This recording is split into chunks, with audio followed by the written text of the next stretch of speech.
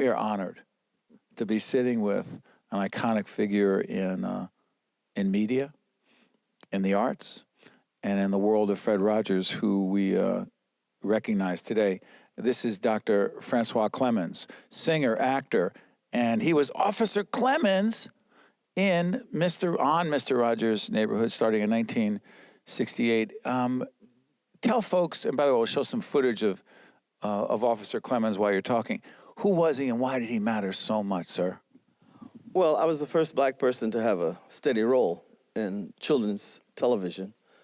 Fred was a visionary, and I think he knew how important it was to have representation of all races, not just white people. So he invited me to come on the show and to sing. That's what I am. I'm a singer. And he thought up a role that I would do as a helper. They talk about a helper a lot. And there were some problems, some racial problems that he was trying to address in his own way. In our culture, Dr. King was very active at the time, and there were some assassinations, Robert Kennedy, and he thought that these things needed some way of expression among young children. They were aware of what was going on, and he was totally concerned about the effect it would have on children.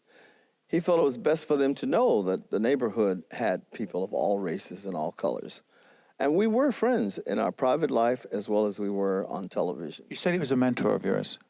Yes, he was my mentor in the sense that he encouraged me to continue my operatic career, to continue my auditions, my studying, and the traveling that it involved. It was very difficult, I tell you very honestly. And many times I called him on the phone and he gave me encouragement. And you have to take language lessons and coachings and voice lessons, and it's very expensive. And I couldn't have done it had he not stuck by me the way he did. He saw to it. Times when I was discouraged, he said, no, you've come too far. You've done too much, Francois. You can't stop now. And he was also, I say, my biggest fan. He came to hear me New York City Opera and Philadelphia and Pittsburgh and Cleveland, Chicago. Whenever I sang, I'd look up and there he was sitting out there in the audience. When you were Officer Clemmons on that show, there's a scene in the documentary. Make sure you check out the documentary on Fred Rogers. There's a scene that was shown that really struck me where Fred Rogers, you were one of the big helpers in the neighborhood, and he was washing your feet. First? Oh, I don't want him to get wet. Right. Oh, that feels great. Right here. When you're a policeman, you do an awful lot of walking, and sometimes your feet get tired. Right. That feels better already. Good. A big, important, significant scene because... Well, Fred was a Presbyterian minister. He was ordained, and so he often referred to Scripture without specifically mentioning Jesus or Peter or Paul or any of the particular Elijah or whoever the characters were in that particular scene that he was fashioning in a way that could relate to children. And one of the things he was showing is how people of different colors can relate to one another and how they can love each one another and care about one another and show.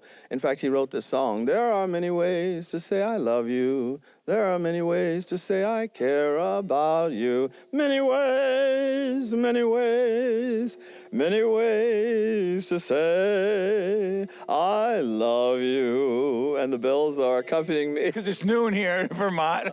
How about that? And everywhere on the East Coast. and by the way, I love that they're playing. That's happening while you're singing. Yes, I think so. You're used to all kinds of things when you're performing, right? Yes, I am. You have to keep going singing, So he wrote that for me because I was on the show and he wanted to show how Peter and Jesus and he was a Christian, but he didn't want to beat people over the head.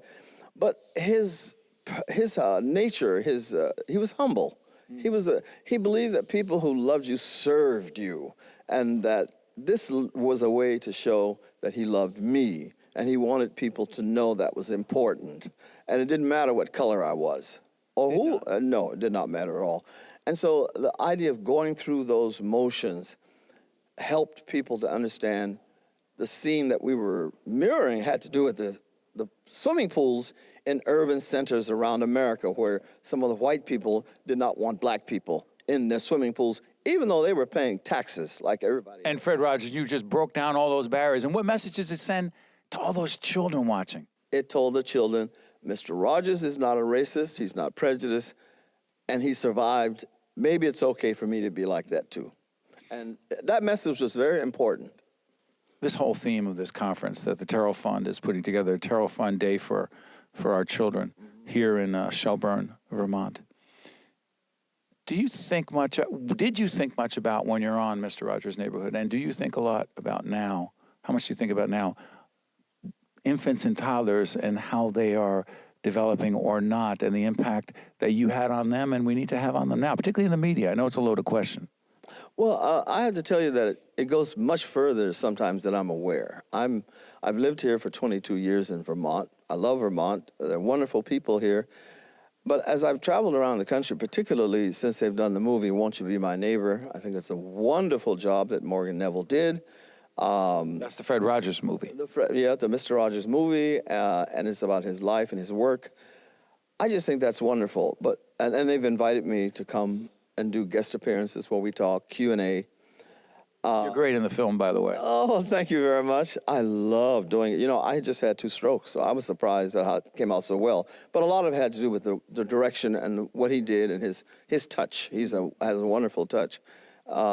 But as I've traveled around America, I've been surprised at the effect of the people who came to see the movie 2, 3, and sometimes 4 times. Now, I've seen it about 40 times, but I'm in it. You know, it's a very different approach. But I'm telling you that the people have come up to me and they've been very heartfelt, very sincere, that they need this kind of massaging in our society and encouragement. Love. Yeah, and love, absolutely. And I mean, if hugs would kill you, I'd be dead. But it's like medicine. It's been just wonderful to have that kind of a response. I'm so grateful.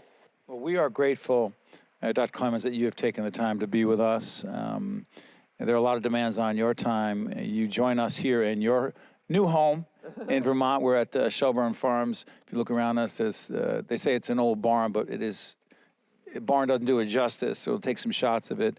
And we wish you nothing but the best. And as a kid in the 60s who was watching Mr. Rogers and saw you and was influenced by you, I want to say thank you for the millions who are watching right now who you helped. Thank you, Doctor. Thank you for inviting me very much. Thank you.